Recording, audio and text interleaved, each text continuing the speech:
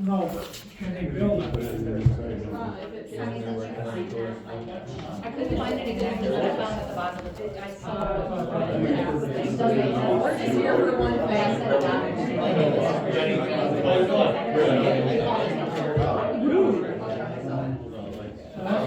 That's what they wanted to do. The street sweeper and the truck. I bet I know who. Let me write email that you signed. Somehow, we had eventually, not mixed up in reports anyway. So it's a good sign. Your son lives up in the baseball team? Because I told Did John. your son play in the high school baseball team? Rockford Christian. Oh, Rockford Christian. What's up, Ryan? I thought, cause I'd seen something about Rockford Christian, and then I saw it about high school baseball team. They're really good. There too, I was trying to figure out. I go to that if I can. That Richard Carlson kid's really good, and so's Caesar. Yeah, They're 1-2 or, Yeah.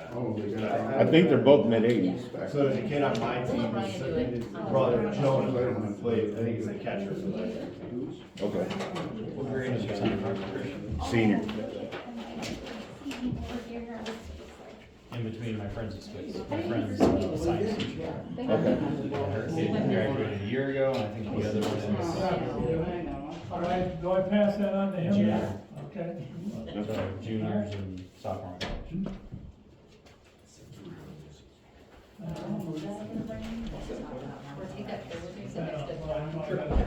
I'll sit next to you. Come on in. We got. Did you glue it? Looks good.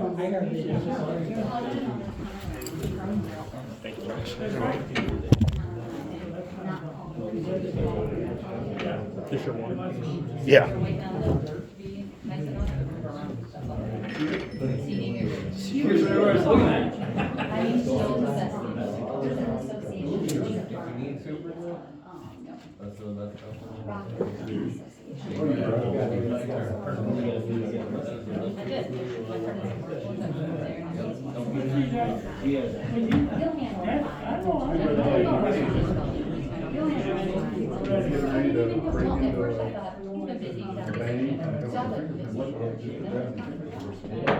We're gonna call this regular council meeting to order, Monday, April 7th, 2025, 5:02 p.m. And we request you turn or silence your phones, please, and a roll call. Commissioner Edelman? Here. Commissioner Henderson? Here. Commissioner Morse? Here. Commissioner Prentice? Here. Here, please stand, take your hands off for the pledge of allegiance. I pledge allegiance to the flag of the United States of America and to the republic for which it stands, one nation, under God, indivisible, with liberty and justice for all. Remain standing, please. Dan? Oh, you want to give the invocation? Thank you. It's might have surprised you, but down off this I'm time. gonna let him off the hook. Yeah.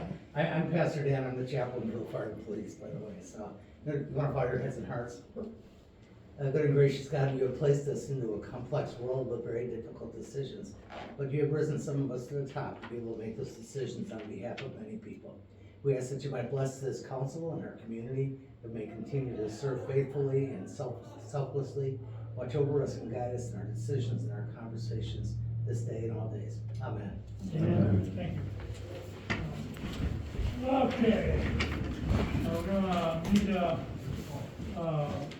approve the agenda. Give me a motion, please. Motion. Second. There's no changes that I know of, so. Great, all in favor? Aye. Public comment. If you got a comment, please stand. Just give us your name and, you have 3 minutes. Okay, So my want to name give is, us your name, please? yes, So I she- will. It's Neely Erickson, Neeley, Erickson, Erickson. And I'm with Illinois Realtors, and I'm joined today with Connor Brown, the CEO of the Northwest Illinois Alliance of Realtors. I heard you say his name, Mayor, and this is him. Sitting I beside seen him. him on TV. Yes. This is the We're mayor. not that backwards around here. Good evening, Mayor Fitzgerald and Commissioners. As I stated, my name is Neely Erickson, and I'm here on behalf of the Northwest Illinois Alliance of Realtors and our 1,300 members. We recognized that on the agenda that the city is discussing a rental registry, so we are here to listen to what the concerns are and what the what the rental registry would encompass should the city continue to move forward with it. Because we understand that the city has some problem property owners, a small number of problematic landlords, not the entire housing provider community, and creating a costly, broad-based regulation system to address a narrow issue, risk punishing responsible landlords while doing little to curb the actual offenders. And these systems are not cheap. You cannot do this through a simple Excel system. You have to get an actual software system. The city of Freeport's costs $20,000. The city of Rockford's is $15,000. So this is a major administrative lift for many communities, especially as one without a clear mechanism for enforcement or a dedicated housing department.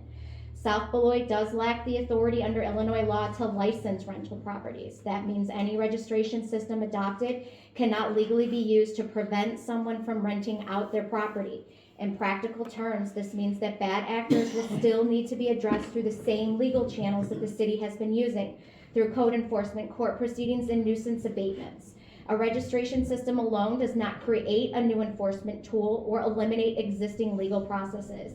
It is important to understand that no city, regardless of whether it has a rental registry or a licensing program, has eliminated their problematic property owners. These systems can sometimes give the appearance of action without actually resolving the core issues that exist within the community. Additionally, realtors are licensed property managers in Illinois and already are regulated by the state with education, ethics, and consumer protection requirements that are in place. The vast majority of housing providers are responsible professionals who want to be a part of the solution. In closing, that is why we urge the city to work with us on any further ordinance that should be drafted or any further conversations, because we deal with these across the entire state and are very familiar with their implications and their practices. And thank you for your time, Mayor and Commissioner. Okay, thank you for the enlightening information. But the reason that's on our agenda tonight is we're looking for ways to fix the problems we have. And we're gonna do what's best for South Beloit within the law. But we're gonna look at every avenue that's there. And we will make the decision what we think is best. So, I mean, I hope, that coincides with what you just said, but I'm not gonna promise anything. What we're gonna do is gonna be completely legal, whoever that is. And, tonight we're gonna talk about it.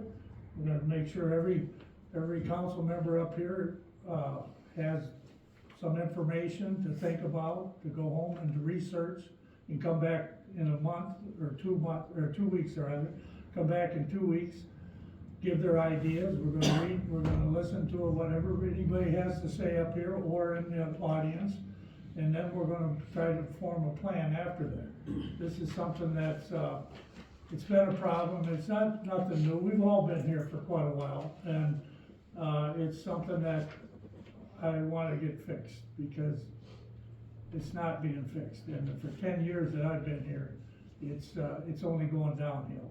And so we are gonna look into it. We are gonna have it fixed sooner or later, but it's not something that's gonna start today. It's starting today. When it finishes, I have no idea. That timeline we haven't come across yet. So, but anybody else got a comment, public comment? All right, moving on. Approval of the minutes for the regular council meeting held on March 17th. Happy St. Patrick's Day, happy Tracy Patrick's Day, 2025. Get a motion, please. So moved. Second. All in favor? Aye. Anybody opposed? Okay, report of officers, finance, for claims paid, March 15th, April 4th, 2025, for the amount of $507,081.43. He said motion, get a second? Second. Tracy, please. Commissioner Edelman? Yes. Commissioner Heatherington? Yes. Commissioner Morse? Yes. Commissioner Prentice? Yes. Mayor Fitzgerald? Yes, attorney's report. Yes, just a couple brief updates. So, for the council, just wanted to give everyone an update on the pending litigation with New Chapter Group. As everyone is aware, New Chapter Group did appeal the court's order of demolition and municipal fines from last year. And the case was before the appellate court, the 4th District's appellate court. The 4th District scheduled that case for an oral argument on Wednesday. New Chapter Group did file a motion to try to stall or delay that argument, but the court did deny that motion that was filed, and so the oral argument was held on Wednesday. Attorney Eric Miller was present on behalf of the city of South Beloit. Usually those arguments are a good indicator of what questions or issues the appellate court may have had on the matter. And in terms of questions that were asked of the city, it really was questions that we believe are more geared towards the fines that were awarded by Judge Barch as opposed to the demolition itself. There were no questions that were asked of the city regarding the proof that the city put on at the 4-day trial to receive the demolition order, or the standards under the law, or the standards in established case law. Conversely, the questions that were asked of counsel for New Chapter Group were really about whether or not it was reasonable for New Chapter Group to take the position that they felt that they had been barred from the building. So there were a number of questions asked by a number of different judges on the appellate court panel. It's a 3-judge panel where you could tell that they really wanted to hear an answer on that from the other side. Now that the oral argument is complete, the city should receive a decision anywhere from 2 weeks to 2 months. So we think it'll be somewhere in that neighborhood. And obviously, as soon as we have that, we will let you know. We did point out to the court that no bond was posted or stay sought by New Chapter Group for the demolition, and that the demolition was complete. We did advise them of that as well. So happy to answer any questions that you may have. Otherwise, that's my update on New Chapter Group. Any update on the foreclosure suits, the other suits? Yes, there is a sheriff's sale that is scheduled for May 1st. That the notification and publication for that should be going out this week. It will be an in-person sale that will be conducted by the sheriff, and Attorney Doug Henry will be at that sale to credit bid what's owed to the city. Also, the city has recorded now its demolition lien. Even though the project is not complete, there was so much of the expenses that had been paid. We went ahead and rescheduled that demolition, we recorded that demolition lien with the expenses that we had to date. So, obviously anyone who were to bid in addition to the city, would need to be, willing to take care of those costs as well.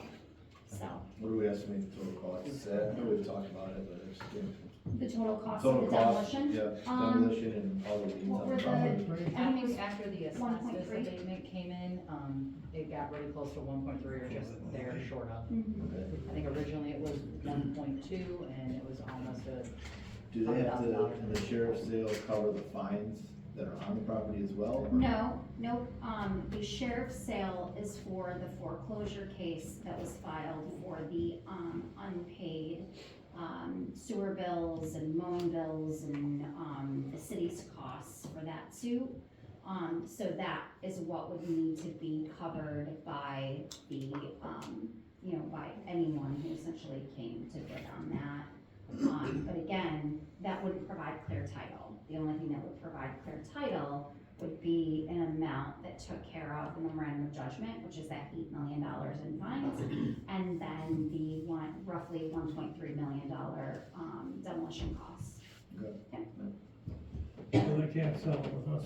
There is a tax buyer also, just so everyone is aware, that tax buyer has purchased 3 years of taxes and could petition the court for tax deed, but again, given the fact that the city has a pending foreclosure that is set for a foreclosure sale, the statutes then allow for the tax buyer to petition for what's called a sale in error. So we have reached out to the tax buyer to advise them of what's going on so that they have the ability to do that, to seek return of their funds. Okay, any questions? If not, move on. Mayor, it's up to you if you wanna move, staff reports following, we can do that if you'd like, otherwise Don and I, can provide our reports, it's up to you. Whatever you wanna do. All right, I'll go real fast. At the next meeting, April 21st, we proposed as a staff that the board considers moving the meeting to the Nature at the Confluence. We're gonna be doing some recognition for high school record-breaking athlete Ross Robertson. He's been in the top 4 now for not only career points scored, but also rebounds. So we have some sign approval that has cleared the county. We're working through placement on that, and then we have some recognition that we'd like to present to Ross and his family, some teammates and friends and things like that. I think we should move the next meeting to the Nature at the Confluence, so as long as everyone's okay with that, that's what we plan to do on the 21st. Everybody okay with that? Aye. All right, and then, want to just also let the board know that, randomly IMRF, which is our retirement fund, pulls a random audit. We completed that. It's a somewhat tedious process to provide all the documentation that they sometimes ask for. But congratulations to our payroll teams and our insurance teams and things like that. Tracy and Don and Kylie have successfully navigated the, Illinois Municipal Risk Fund or Retirement Fund audit. So well done, team. Also wanted to provide a brief update on the hiring process. We have many positions right now open. We have one in wastewater. We're looking for seasonal kids in the parks department or adults, 18 they have to be, to replace the 4 kids that we lost from last year. We had a handful of college students that were really great last summer to work with, but because they grow up and they move on and they get jobs and internships, we eventually lose them. So Steve has 4 vacancies over the summer that we are working to try to fill, as well as Jeff's wastewater. But there's always a position or 2 out there on Indeed. We try to also call those out on our webpage that will link them to the Indeed listing. So I think the Town of Beloit hiring process is always listed. Our hiring process with PD closes on the 14th of April, and then we've got a handful of other positions. So always trying to recruit. And then the last thing that I have for the group is in 2022, we were awarded just over $1 million in ARPA funds. That was the rebuild funds. Don is going to talk a little bit more about those, but we did successfully as a team navigate properly allocating those. When the city found out that we were going to receive those funds in 2021 or 2, we immediately earmarked them for the lift station construction, which still hasn't happened. It made redesignating those funds really complicated because we just hadn't gotten through all the hoops to acquire the property on Bluff, to finish the design engineering, and then start construction. So it did make things a little bit tedious, but with a lot of help from Fairgram office and a lot of hair pulling out of Don, which is why he's got that buzz cut today, we were able to appropriately designate those funds under the right category, so the city is at no risk of having to pay some of those back. There are a lot of tense emails floating around of if you don't have this properly allocated, you're gonna have to pay the funds back. We are in the clear on those ARPA funds. So I just wanted to let the board know that. And then I'll hand it over to Don. He's got a little bit of a financial update for us. Okay, I handed out kind of a summary. This is kind of like a pre-audit report as to 12/31/24. Bottom line is that in what you have on the first top of the first sheet is a summary of each of the funds of the city, and you'll notice that there were some funds that spent more than they took in, but every fund has significant fund balances, which is the very right-hand column. Just one significant comment regarding sewer fund. You'll notice there that it's a positive, the change in fund balance was a positive $125,000. And typically we were operating a loss in the sewer fund. And so the reason that we went from a negative about $500,000 to $600,000 in a loss to a positive was because of the recognition of the remainder of the ARPA funds that were not spent on the lift station. And, that was $791,000 that had been deferred as revenue. We got the money in 22, and we had spent $240,000, but the rest of it was sitting there waiting for us to finish that project. But since we reallocated the money, we're now we'll recognize in 24 that $791,000 as income. The cash has been there since 22, but revenue-wise, it had not been utilized. So consequently, that changes from a loss to a positive for this year. You'll notice that the pension funds were both increased in values this year, and we're having an actuarial study on both of those. That the data's ready to be sent to the Lottawaka and AMEN to do the actuarial study. Getting down into the specific revenue and expenditures for this year. At this point, looking at the very right-hand column of the budget variance, the one department that is a negative is the general, which basically are revenues only. So the revenues for the year were $158,000 short of what we had budgeted. And overall, our expenditures then were down significantly. So the bottom line for the general fund is a positive $1,082,000 at this point. There are some other adjustments that will be made between now and when the audit is finalized, but it should not have a significant change on these balances.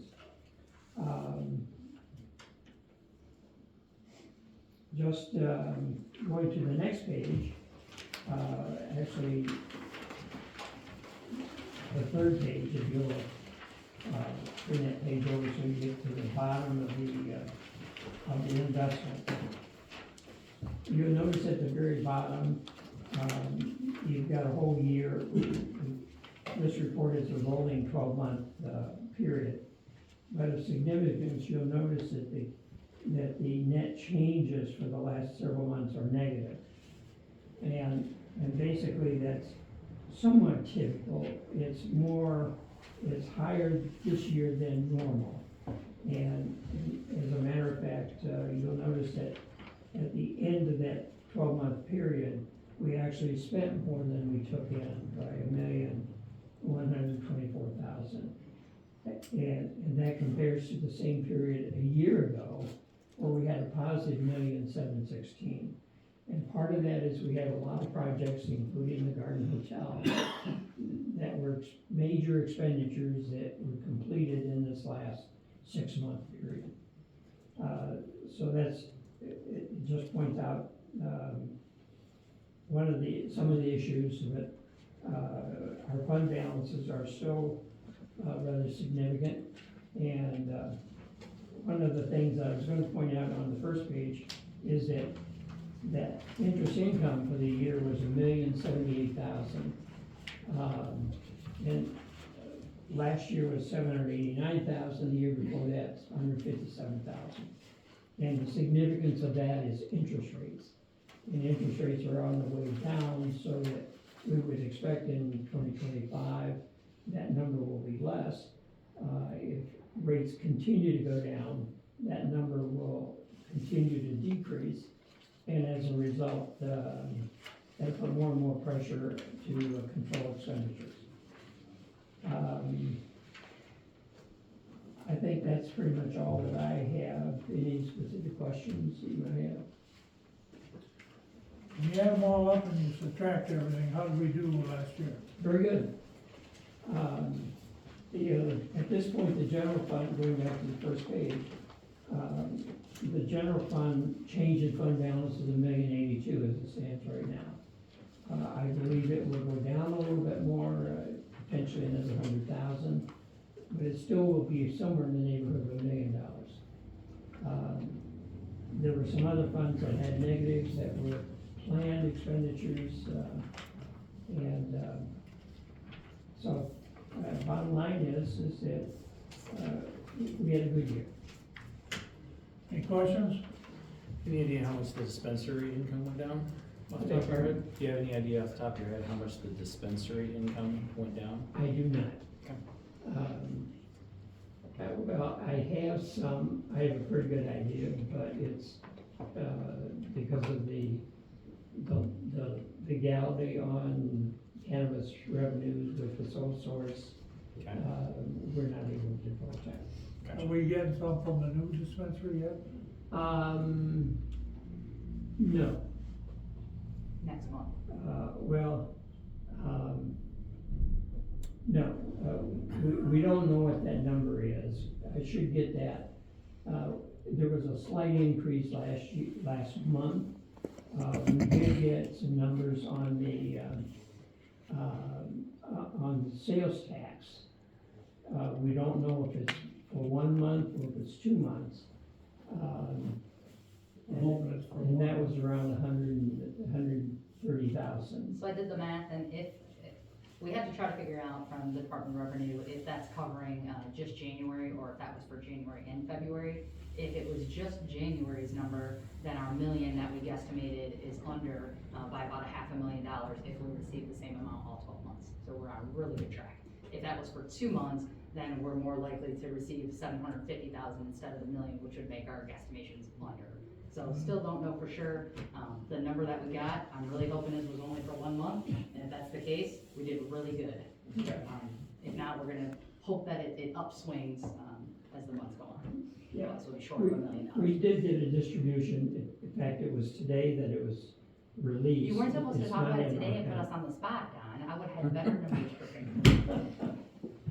I take back my question. Yeah, I guess we'll move on from But we'll be able to report that, future months. I know there's a legal thing too.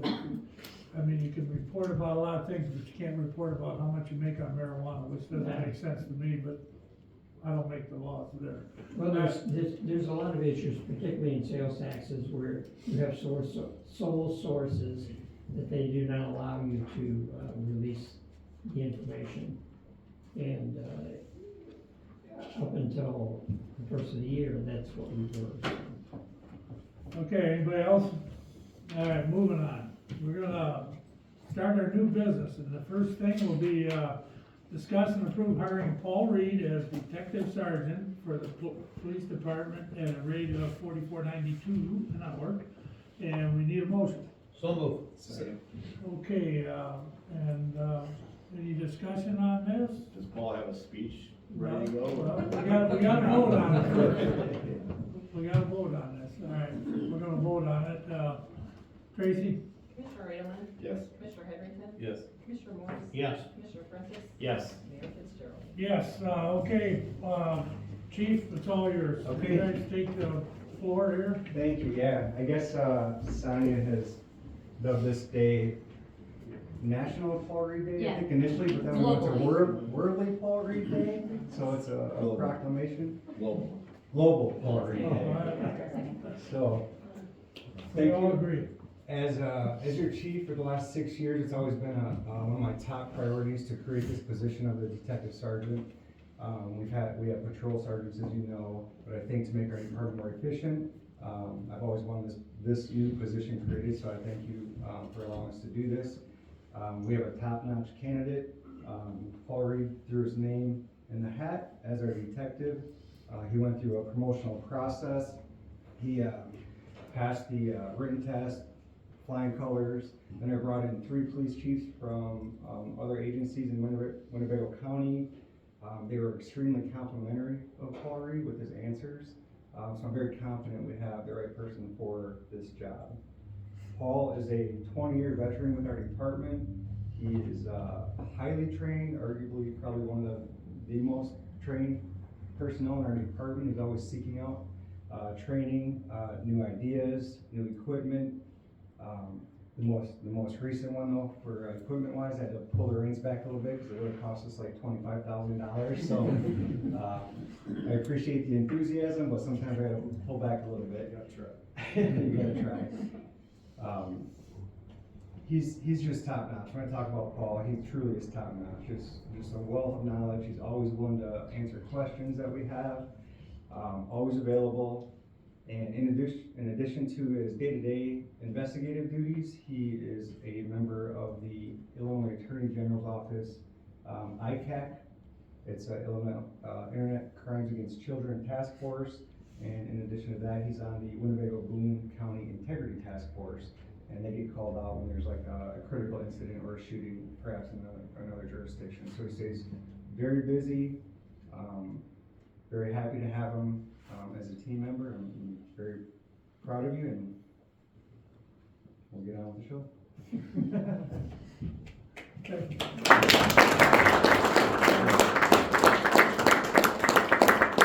I should say one more last thing about Paul. A fun fact about Paul that you may not know is I don't think in 20 years, I don't think he's ever missed a taco day. 20 years.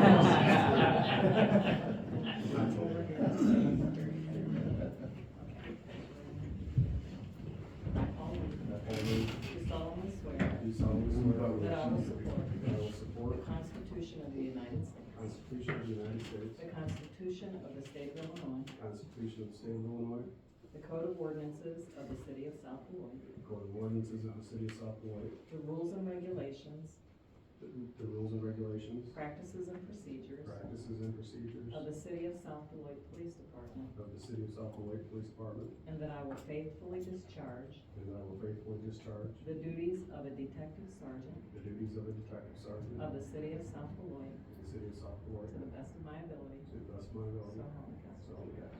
So help me God.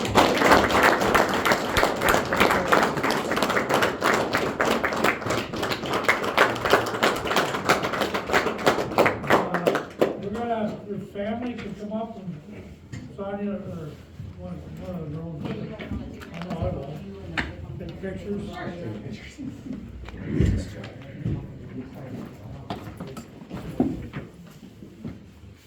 Come on, Mom, yeah, get up here. Come on. We'll take one with Paul and his wife, and then we'll bring parents up too, if you get them all four of you, whatever you like. Oh, stop acting like you don't love all this. Alright, guys, go ahead. One of you guys too. Never seen him in a suit before. Either. Go ahead. And then we'll get one all of you too. Alright, 1, 2, 3. You wanna go back in? Paul, do you wanna take one with each of the commissioners, each of the members? He loves the picture. I know, I can tell. I can tell he's soaking it up right now. Alright, 1, 2, 3. Thank you guys so much. Congratulations. Yes, excellent. You deserve it, for sure. No, we'll do it next door. I'll be right over there. We'll get one too. We, all those that are here for Paul, you don't want to stay. So if you want to go in the next room, I think they got cake for you. He opted out. We're going to dinner, so you can guess. Oh, they went to dinner, okay, well, thanks for coming, and, Thank you. congratulations, Paul. I know this is, now the boring part, huh? All right, here we go, discuss approve ordinance 2842 amendment various provisions in chapter 102 traffic and vehicles, article 2 stop and standing and parking, motion please. So Second. Okay, who wants to elaborate on this? I can see this one up for you, Mayor. This has come from a long line of discussions about our even odd parking.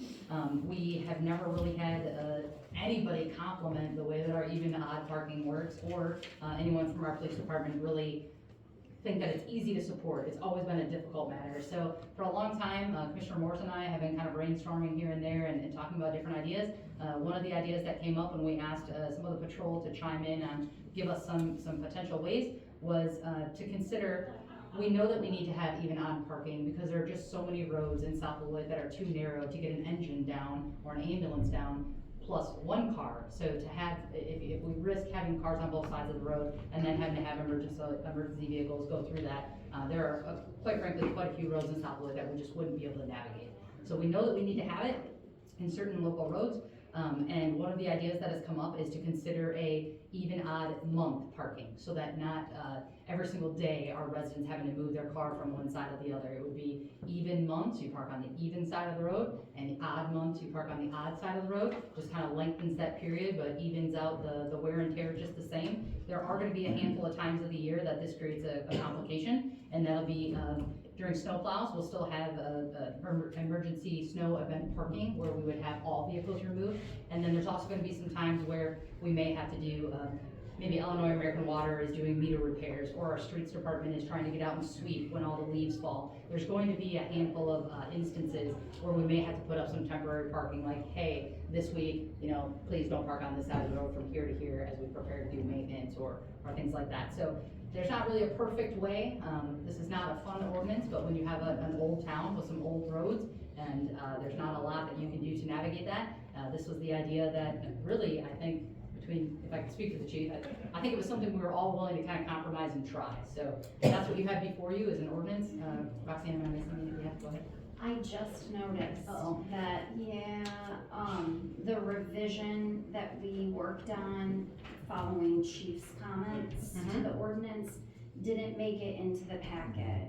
Okay. So in the packet is the version from before, and then the updated version that I sent on March 17th. And I can see here, I just sent it to you, Sonia, and Chief. And so I think that's not the right one. So We you could just lay want it a over. motion to lay it over? Yeah, we'll need a Uh, motion to the lay it motion over. lay this over, So moved. Second. all in favor? Sorry about that. No, that's all right, we're gonna lay over, ordinance 2842. Lay over. All right. Discuss approve ordinance 2843, approving real estate contract for purchase and sale of lift station agreement related to the property located at 663 South Bluff Street. Get a motion? Motion. Second. Okay, who wants to handle it? Well, this is the property that, Arlene's property, we wanna build our lift station down there, and this property is, we have to have it to do this, saving us over $1.5 million if we don't. And, we've been working on this for a long time, and Jeff put a lot of hours in it, and I know Shauna did, and Sonia, I had a little bit of time in it. And to just clarify, we're simply buying a small little bit of the property. Yeah, it's just, all it is a strip of property runs South Bluff to the river. Yep. Oh, go And ahead. It's actually part of the island in the river. Yeah, I can speak to that. The portion of the property is a very small chunk where it's going to house the lift station itself, generator, electrical equipment, and then actually a small strip of land going all the way back to the river where the force main will then eventually cross the river into the sewer department. We are working on temporary easements for the mobile home park to just directly to the north of that, with their shared access drive, but that is only going to be an easement. That's not going to be a property purchase. So this is really the only property that's at this time is required for the project. So this was the big ask, big need, and so finally got an agreement in front of the property owner, and that's what you have before you. It's a $15,000 price tag, but she's older, but she's very protective of the trees and her land, and she don't want the trees to die, and we had to tell her that we would take care of that if anything happened on the property, which is, like I said, if she told us to go fishing, we'd been in trouble right there, price-wise. Yeah, and I'm gonna add to Mayor that originally Fairground did assess multiple different locations along the Rock River. This is by far the shortest distance and gets us the closest to the plant. Well, So she's really got it's the our- lift it's station our best right on the other side of her, right directly across, so it's pretty much the best place to do, it is the best place, we know that. It also will combine two lift stations. So the Anything else alternative. high level? No, we'll combine the two lift stations. We'll be getting rid of two of our oldest lift stations within the city. We'll be creating a new force main and setting up South Beloit for expansion on the west side of the river for pretty much ever. Wondering who will be here. All right, Tracy, please. Commissioner Morris? Yes. Commissioner Prentice? Yes. Commissioner Edelman? Yes. Commissioner Heatherington? Yes. Mayor Fitzgerald? Yes, okay, E, discuss approved resolution 6610, approving a 5-year road improvement plan for the years 2025 through 2029. Motion, please. So moved. Second. Okay, this is what we set out to, get a plan for what we can do with our roads, and That's right, Mayor, and really, we hope that this 5-year plan will then teach us how to have a 10-year plan, and our 10-year plan will start to incorporate capital improvement projects on the sewer side as well. But this truly is the start to a capital improvement plan. We've been taking all kinds of comments, primarily from Commissioner Heatherington. Thank you for the discussions on concrete versus blacktop in some of these older neighborhoods. So we're definitely gonna take all those and roll those into the plan. But I think that committing to the areas and allowing our engineering team and department head teams to work with groups like Illinois American Water and start paving that plan is really a huge first step. And this won't be done. You guys will still have every opportunity to tweak things as we go. We'll certainly bring you options as they arise with each of these, but we kind of wanted to get the projects mapped out in a 5-year plan. Next year, or the year after, we'll turn it into a 10-year plan. We'll keep building on it, and this is how our city creates a capital improvement plan. this comes about because usually we're working with 240-some thousand, because that's our MFT. And now, with our 1% sales tax that we added on, that are paid mostly by the gas station out there and stuff like that, we are in a position that we have to use this money on these roads, and so we're gonna try to take, we're gonna take the money, whatever we bring in, fix the roads, and, the subdivisions, and, all these small alleyways and stuff that needs to be done, and this is our plan. And it's somewhat, like you say, we can adjust it any time. Okay. It's just the start. We will also, Mayor, continue to keep the board apprised of the exact amount of money that we get in for the 1%. We'll always have that separated, so you'll be able to see what we brought in, how much the project was used, how much MFT, how much 1% sales tax. As we have RBI funds this year, I know we're gonna spend those.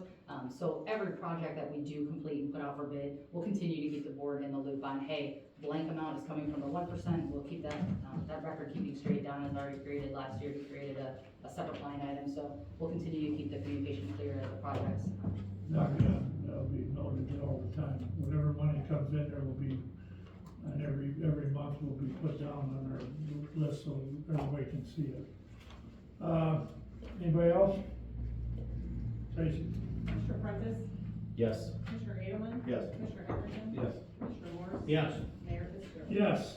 F, discuss approved resolution 6611, approving services and purchase agreement with Exxon Enterprise, Inc. Motion. So moved. Second. Chief? Yeah, if you remember, we talked about this last time, and I can recap. Axon is our vendor, that covers our body worn cameras, our tasers, the software, the redaction, software, the storage, and that's what this contract is about. This contract was due to expire in 2 years. Our Axon, rep reached out to me and said, hey, you can probably get, just as good of a deal if you renew the contract now and extended it for 5 years, and you would get the upgraded body worn camera and the upgraded taser now. And so we looked at the numbers, and after 5 years, the difference was $691.18 that we would pay more for all of these upgrades. So it really just comes down to dollars. It makes sense to me. I think it's a no-brainer. I don't know. So by year 5, we're spending $700 more than we would have without. No, yes. Yeah, and I don't know if you have the actual breakdown, Commissioner, but it's all right there. And those are solid numbers, they're not gonna change. So their contract will be. I'm not gonna say a lot, but I read up on Exxon. I read up on the tasers and stuff like that, and it's still, it's very, I don't know what to say It's a about it. great resource for. Well, it's better than using guns, let me put Yeah. it that way. Yeah. That's about all I can say about it. I'd like to know when we get to test out the tasers and who's gonna be helping with that. You're signing up. You let me know, I'll set that up. We get to test them. You just volunteer yourself. Fundraising. Sorry. Anybody else got anything to say Well about it? played, well played. Trace? Commissioner Edelman? Yes. Commissioner Heatherington? Yes. Commissioner Morris? Yes. Commissioner Prentice? Yes. Mayor Fitzgerald? Yes, discuss and approve resolution 6612, approving the use of MFT funds for Manchester Road Servicing Project in the amount of $575,000. Get a motion? Motion. Second. Where I we can at? take this one for you, Mayor. Okay. This is the intersection that is basically across the street from the Quick Trip. What we have is an intersection that's not very sexy to spend money on, and so we really wanted to get this particular intersection taken care of, before we started spending 1% sales tax money. But this is the intersection that, as Middle Road and Manchester Road from the south are approaching 75, there's next to no pavement left, there's 0 striping left, it's been high on the complaint list. It's going to need more than just resurfacing because it's concrete, it's going to need some full depth, and I can let Brandon get in the weeds, but we gotta spend this, RBI money by June. And last year, we identified this and the rest of the Misty Meadows project as would be suitable to spend these funds on from RBI. So this was the project the board picked, last fall. We did some pavement core samples, we put it out for bid now, and Brandon's gonna get it done. Yep, so that's basically everything. We got to rebuild Illinois funds in the amount of roughly $520,000 that we have to be under contract to complete the project by June 30th. So fair grand, following the approval of this resolution and engineering agreement, we will get started on that right away. Because it's MFT dollars that are administered, but it is technically grant money. It comes with some strings attached, which is why you're approving resolutions and specific agreements and not just a general fair grant proposal. One thing I did want to point out is what you're approving tonight are spending the MFT funds for the construction estimated cost, which is around $490,000, and then $30,000 for the design engineering. So that is roughly $520,000. However, we will also need construction engineering as part of this project. We have to do it in order to be compliant with IDOT policies. But there is some gray area that we're working through and waiting for answers on IDOT on how that agreement needs to be set up. So you will see a supplemental engineering agreement for construction side of things to follow. But this resolution, we're estimating those costs for the construction to be in the $40,000 range. This $575,000 allocates that money essentially. The updated agreement will come after the fact, but we won't have to approve an additional or supplemental resolution to cover those costs at that time. So this was the recommendation of IDOT to get this resolution passed. We do not have to wait for their approval to start the engineering, but once we get everything approved, then we have to submit to the state to start their review process. Will this be tearing up anything from Quick Trip there? No, it is all on the south side of the intersection, basically right into the intersection. There's concrete pavement for 75. We start then an asphalt roadway to the south. What's currently there is 4 inches of asphalt, which we know is not heavy duty enough for the trucks and things like that we get. So we're proposing 4 inches of removal and actually paving back with 6 inches of asphalt to beef that road up for future expansion out there. Yeah, I wanted you to say it. All right, anything else? Tracy, please. Commissioner Heatherington? Yes. Commissioner Morris? Yes. Commissioner Prentice? Yes. Commissioner Edelman? Yes. Mayor Fitzgerald? Yes, discuss approve custom service proposal and contract with ChemScan Custom Service for wastewater treatment plant not to exceed $9,900. Motion, please. Second. Jeff, I guess you probably got this one, huh? Yes, we did the contract with them last year. I was a little skeptical about the cost, but I knew I needed to get them out. Last year it was less. This is not to exceed because if there's a lot of parts that they need to get, the solenoids can be as much as $750 a piece, so it adds up pretty quick. I think they did it for around $6,000 last year. I was surprised they spent 3 days working on it, getting it just calibrated in perfectly, upgrading the software, and a lot of things that went with it that I didn't even expect from it. So, kind of be the same thing again. It's part of our operational process for the treatment plant. Takes samples every 15 minutes. So, it does aid in keeping the plant running smoothly. Anybody else? Tracy, please. Commissioner Moore, Yes. Commissioner Prentice, Yes. Commissioner Edelman, Yes. Commissioner Heatherington. Yes. Mayor Fitzgerald. Yes, everybody look behind you, the clock out there. Discuss approved repairs to Boulevard clock not to exceed $9,485. Motion please. So moved. Second. Okay, I can take this one, Mayor. So in short, that clock has pretty much not worked for the last 4 years. There's been something wrong with one side or the other. We did do a little bit of a call around, try to take a pulse because it was a donation.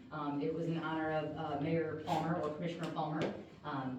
Had a long line of service in the community, and when families give us a gift, this reminds me much of the gazebo in the park. There are times when it requires a little love, a little attention, maybe more than we had planned on spending, but we really owe it to the clock to get it taken care of and at least operational. So I think Commissioner Prentice probably gave the best advice, and he said, for now, let's bite off the first chunk, which means let's get all the internal guts operating again, and then when IDOT is done, 2027-ish, with the repairs that they're gonna do to Highway 2, maybe then we try to budget for the second half. So what we've got is 2 different packages.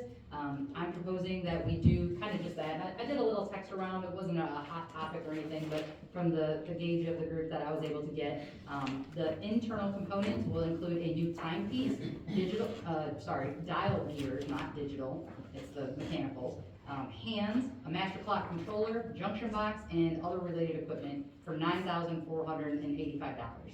If we wanted to add on the exterior stuff, that does not include painting or anything like that. That would only include LED lighting, 4 Lexan covers for each side of the clock, and the bezels that cover the dial faces.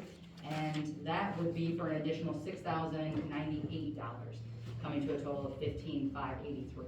So I think what you have before you tonight is what seems to be the consensus of, for now, let's please at least just invest in the money to get the insides of the clock working, and then in a handful of years, try to come back and do the exterior as well.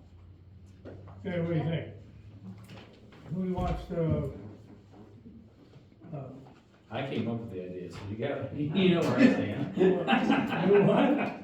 I said, I came up with the idea, so you know where I Okay, stand. So you wanna go just clean the inside, do the inside? I said just do the inside. I just don't like the fact of us doing it all at once before IDOT's out there working on the road is my fear. Okay, what about, everybody agree with that? Tracy? Commissioner Prentice, Yes. Commissioner Edelman, Yes. Commissioner Heatherington. Yes. Commissioner Morris. Yes. Mayor Fitzgerald. Yes, discuss approve hiring Amanda Nelson as part-time seasonal employee at a rate of $15 an hour. Motion. So moved. Second. I am super excited about this one, Mayor.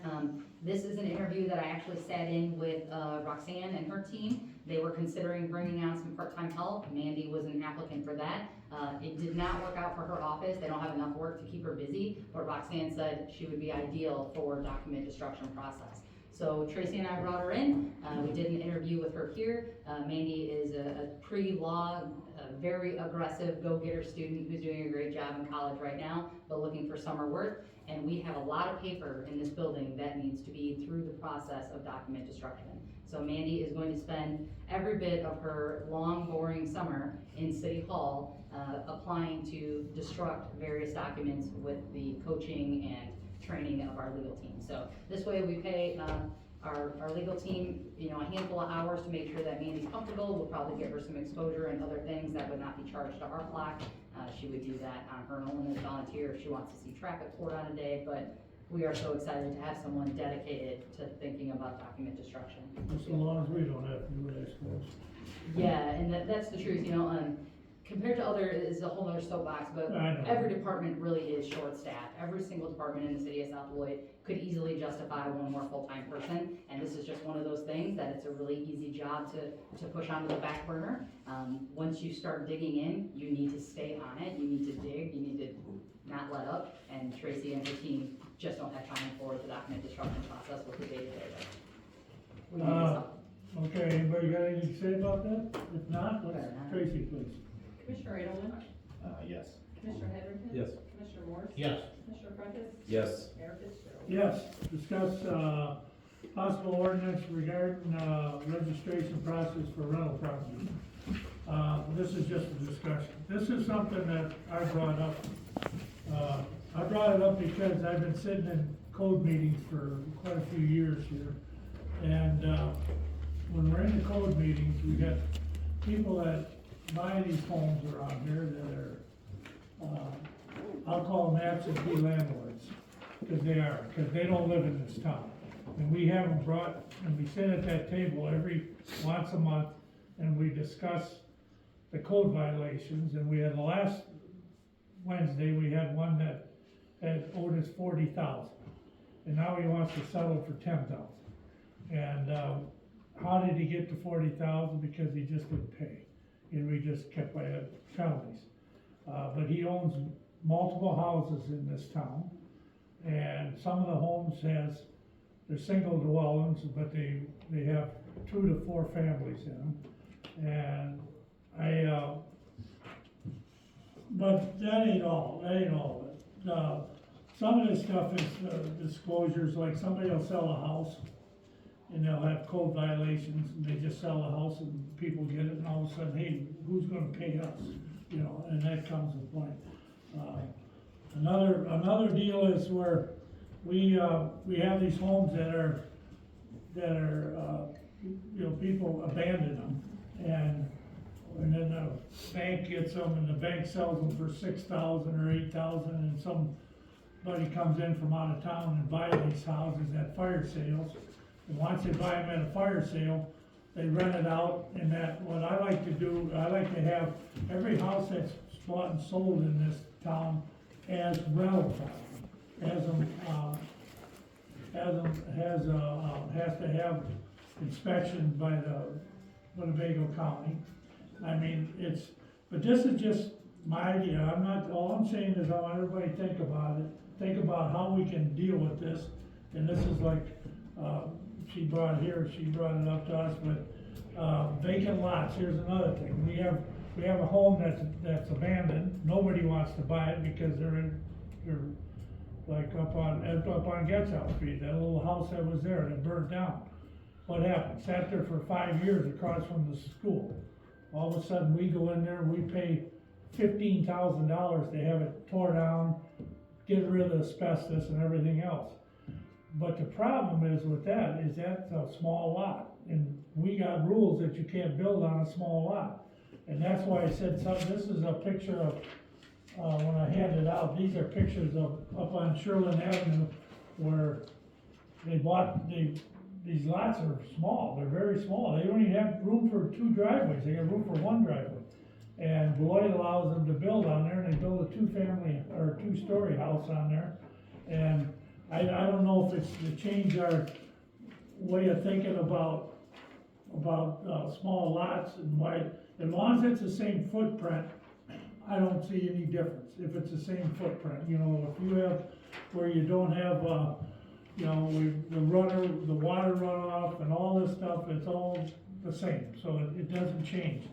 But like I told, Sonia and Shauna and Tracy, I said, put it on there, give everybody a chance to think and talk about it. Just like I said earlier, we're not doing nothing on this, we're just thinking about this. How can we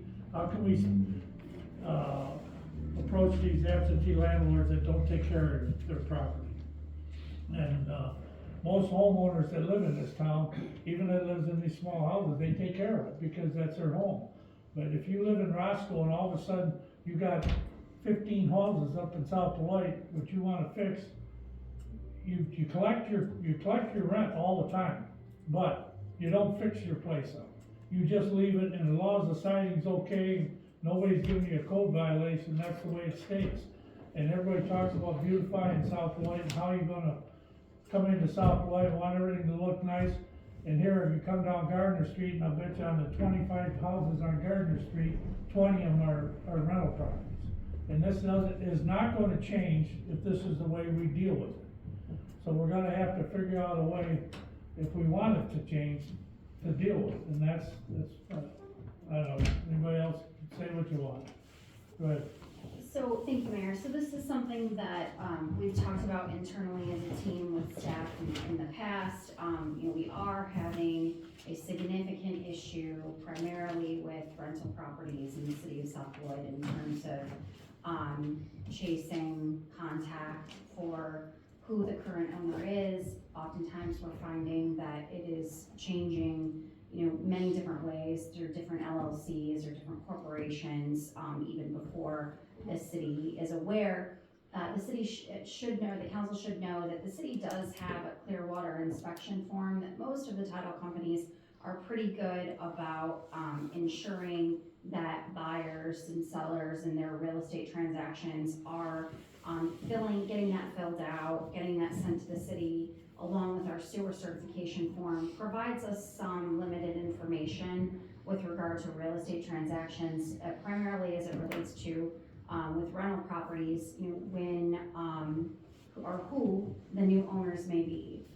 We do have, though, a large number of transactions that are happening just person to person without any involvement from a title company, where the city is learning that ownership changed hands, you know, many months after that occurred, and there was an outstanding sewer bill of, you know, several hundred or several $1,000s, or there were code enforcement violations that were not addressed. Because again, we do our best to try to catch some of those things with that sewer certification, Clearwater certification process when title companies ask for that information. But in the event that real estate transactions are closing outside of the involvement of that process, it does become a little bit of a cat and mouse game, which is, you know, kind of what we're finding out. The other thing that we seem to have a real problem with here in the city is residential single-family homes that have been turned into multifamily units without any inspections, without any permitting, without the appropriate zoning district. And so the thought process behind the rental registry is at least there would be some limited amount of information that would be required of a property owner to provide. Again, we can have your address and send you certified mailings, you know, and we'll be able to get that through the county's, you know, information in terms of who owns what. But having telephone numbers, we found, can be of assistance. Having, you know, more regular contact information. I do have communities that my firm represents that do not charge for the registration process. As long as you register within a certain date, there's no fee associated with that. I think it's difficult to compare. I did hear the comments from Neely earlier regarding the fees associated or the costs associated with, you know, having a rental registry program.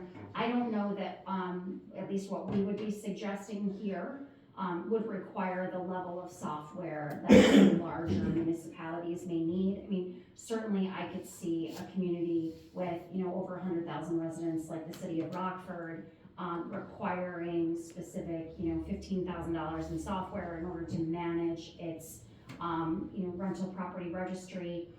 We have, you know, we're a relatively small community here.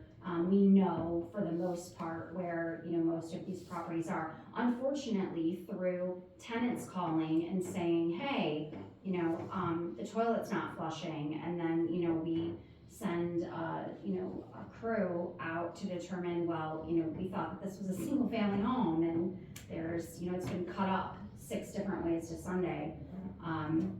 You know, again, one of the things that we've also talked about internally in our team meetings is, you know, how can we bring building inspections more local to South Beloit so that we do have a little bit more, you know, perhaps different response time when there are complaints. Again, a lot of times when we are receiving complaints, it is due to neighbors that are noticing things are happening, or in the case of fires that we have had, it would be tenants calling about, you know, the fact that there was a fire in what, again, we thought was a single family home, and there were 5, you know, different families living in the property that have been displaced.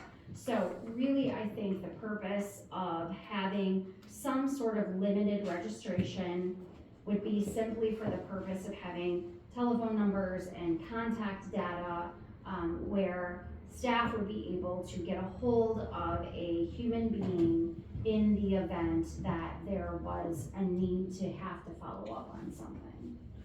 Yeah, we run into problems here with our code enforcement here where you send out a violation and it comes back because the people don't live there anymore. It's somebody else owns the house, and that's, a lot of this stuff is people own. We've had Florida people that, from Florida that owns homes up here, or that rental properties, and then you go there and all of a sudden you can't find them, or they won't answer you. So then a month later, the house is sold to somebody else, and here we are hanging on to, you know, violations and different thing like that. It's frustrating, but like I've said before, it's the old town of South Lloyd down here, and up there on the west side too, is you get a lot of old people, my age, that are up there, that die off, and their kids don't want nothing to do with it, and they sell it to these people that are doing that deal with that,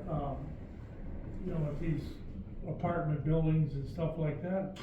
And that's, our towns are becoming, all our towns is becoming is rental property. That's what, it's getting that way, and if we tear these houses down and don't let them build on it, there'll be that many more houses.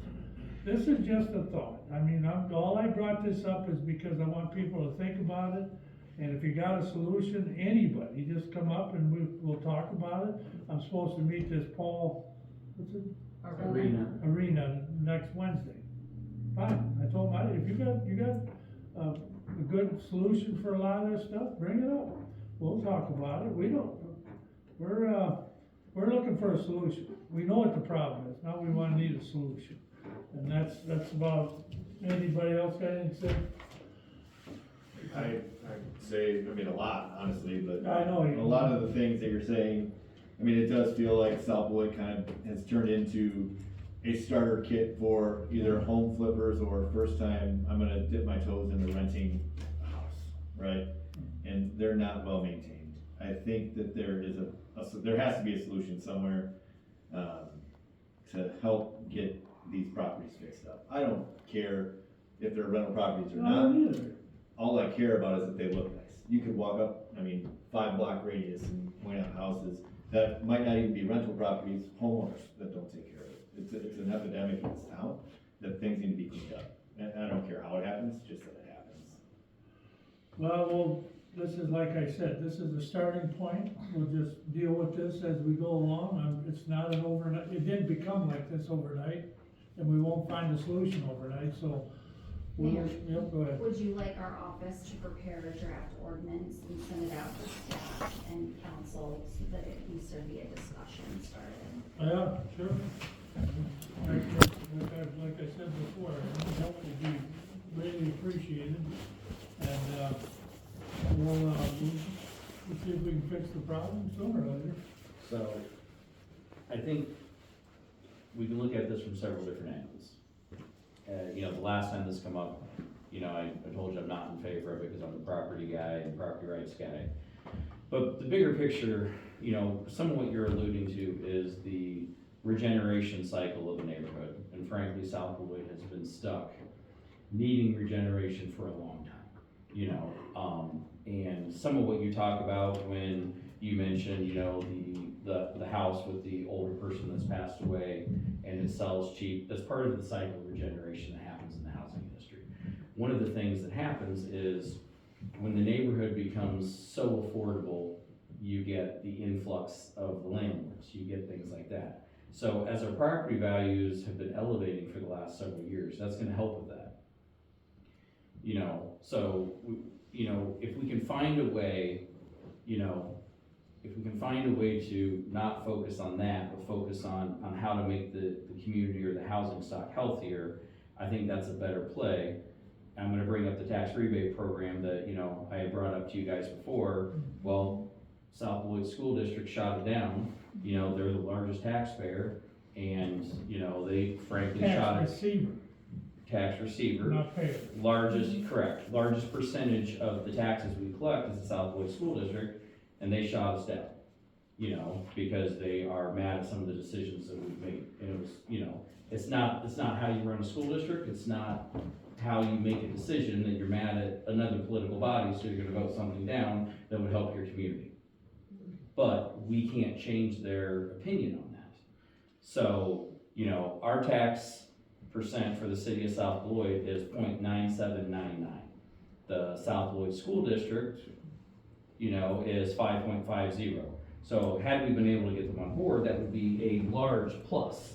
But without them, you know, we could offer, you know, our portion of the taxes is 11.8%. We could offer incentives to builders. We could decide to buy some of these lots that are cheap and offer various incentives and do things, you know. And I think we could look at these vacant lots and, you know, your pictures, I'm sure, they're a great example. People are buying up vacant lots all over the city of Beloit, and, you know, they're building smaller houses that fit within the price budget for what people are going to do. And I think we could do the exact same thing here, but I think it's gonna take the city, in my opinion, instead of focusing on what you're suggesting, you say, okay, we're gonna carve out X amount of dollars, we're gonna buy lots, and we're gonna try and find somebody to build on this. I think if you start replacing some of that, it's gonna automatically start that regeneration cycle. Right now, we've got to jumpstart it, which was why I brought up the tax rebate program, and it's not 100% dead yet, it just doesn't have the same teeth because the school district isn't playing ball. Here's what I brought up more than once, you know, with Ted here and everybody else. I brought up about these houses that are sitting there vacant, that are, I says, if you had these people that are storm chasers that have all these equipment and got these guys that work for them, if you told them, okay, here, you put down a $10,000 survey bond, you come in, you put that account up to code, I'll give you the tax, I'll give you the title. You know, you can rent it, you can live in it, you can do what you want with it, but otherwise, you gotta have some incentive for them guys to come in here and do that. And one of them would be you to own the house when you're done, the builder, and they could sell it whatever they want. And I went out and talked to Jim Stringman at the time. I don't know what he owns, whatever he does, he's storm chaser. I went out and talked to him, and I said, what would you think about that? He said, yeah, he said, if the houses ain't too bad, he said, yeah, we come in and put it up to code, we could sell them houses or rent them out. I said, yeah, that's what we wanna do, get the houses up to code, because when people buy them on a fire sale, they don't bring them up to code usually. What they do is they put just enough money into them to get people to live in them, and then they move on, and they move to the next house. But, whatever. Mayor, the other, situation that we've experienced here in South Beloit is people buying property at tax sales, stripping the property of copper, Yeah. And then letting it go again for another 3 years. So again, it is a significant issue here. We've talked about vacant property registrations, and we decided that, you know, that probably is too cumbersome and too much time on the limited staff that we have here. But at the end of the day, if we can just get basic level contact information for landlords and, you know, perhaps maybe tenants, it would be significantly helpful for staff for the work that we have to do. But we don't accomplish anything by getting a house, that we receive a house, and then we pay $15,000 to tear it down and get an empty lot and then have Steve go cut the grass. That doesn't work at all.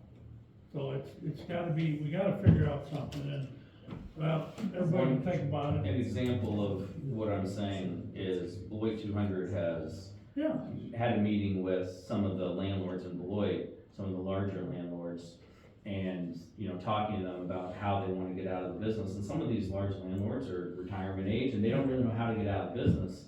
And Beloit 200 is talking to them about, you know, can we buy your house, rehab it, and put it back on the market as, you know, a potential single family. So again, to me, it's the bigger picture of how do we build it, how do we grow it, and not focus on the penal side. right, you go along 4th Street, I drove out 4th Street the other day, and I looked at, there must have been 8 new rehabbed houses on 4th Street. And I looked at it, and that was a dump, you know, I mean, they all were. And all of a sudden, there's these new houses, new siding, a new roof, we got new siding on it, and, all right, we've dealt, this was only a discussion, so we're moving on. I'm done, we're all done. Alright, moving on, I'm moving glad on. that we have planning and zoning, monthly staff meetings the first Wednesday. Yeah. If you ever have a Wednesday off, we do them on Wednesdays because the mayor is off. Please come to them, chime in. If there's gonna be more than 3 of you or 3, I will have to post it, but I don't care if it's these are the four. perfect conversations for that too, is where a lot of this comes from. But a foreclosure roadmap, if you will, has been on our dream board, every day that I've been in this position. We need How a many better houses do plan. we got? How many houses right now in Like South? vacant lots. Yeah, vacant lots and houses that are in bad shape. 5 to 10 vacant lots and probably, how many properties, not in current compliance would you guess, Shawna? Hundreds. Yes. I was gonna say, I cannot. We know, not like we said, Well, about now- 30. We got about 30 houses that need to be brought up to even the code. They're Those are not- the worst of the worst of the worst. Yeah, and, these are something, I'm not gonna get into that, cause I mean, if you wanna come to one of our meetings, come on, well, go ahead, all right, go ahead. What'd you wanna say? Oh, Sonia, I had a question, and maybe it's for, American Water. The sewer and water connections, are there phone numbers? Is the bill in the tenant's name, or is it in the property owner's name? And if it's in the tenant's Property name, owners. it's sewer and water, it's in the property owner's name? Yeah. So, Sewer trash is in the owner's name, Name. water can be in a tenant's name. but the sewer and trash are in the property owner's name, so do you collect phone number information already But then? it changes all the time. Right. We can't keep track of them, because they live in Florida and they moved it, you get some different stuff. But it's, all right, we're So done, is it they we're move, moving on. property owner moving, is that what you said? No, Yeah, it's the ownership changing hands. So it doesn't, what about They're with the not new always sign up? they're not always filling out the form. And I get your point, that if they're not filling out the form at the time of closing, they're probably not gonna pay attention to our rental registry either. I got it. It's just another tool in the toolbox, that's all. Or they turn it into a rental and we never know that. Right. I think we've done enough on here for one day. License and permits, video gaming, Gardner Liquor Inc. But, Oh, we had one more resident. I know, Mayor, you were trying to bring it up, but. well, go ahead, Randy, go ahead. I got a question. You have the authority to attach these code enforcements and stuff to their tax bill, right? We do not, No. not under Illinois law. No, That is the law in Wisconsin. It's we not the wish law. we could, because what happens is the house gets sold and they owe us. That would be a That's game what I was changer for getting at. I us. thought you had the authority to attach it to No, their. all of a sudden, we go down there to talk to them or send them a notice and they come back and they said, that was the previous owner. I don't know that. I mean, they stiff us with $1,500 or, It's a very complex issue in South Beloit. Part of the other problem is that the city doesn't control the water system, we only control the sewer system. So a lot of times you figure out abandonment issues or unpaid water bill issues very quickly, and you have a mechanism upon which you can attack that, which is by sending notices and then ultimately turning off the water service, right? what they do. Because we don't control the water service, we don't have that. Well, I will We say don't have that this. authority. Thank you for addressing this But because there's what some. they do on the pretty water crappy houses system is here. they get a water bill that's up in the 3,000, 4,000, 5,000. Then they come in and they say to us, hey, how about giving us a break? You know, Yeah. we didn't use the water, you did. You know, I mean, well, all right, we're moving on. How about the gaming liquor? Tracy, motion second. Second. All right, all in favor? Aye. Okay, we're gonna go into executive session. Where are we going with this? We got, Up to you, Mayor, we either go upstairs, and then come back down. we got take people action. here, but I don't know what to, I don't. Yeah, we can go. So let's go upstairs. Go upstairs. Yep. Chief, you might as well leave. What you guys want to do? We're gonna come Somebody back. has to stay with you. I think I'm walking.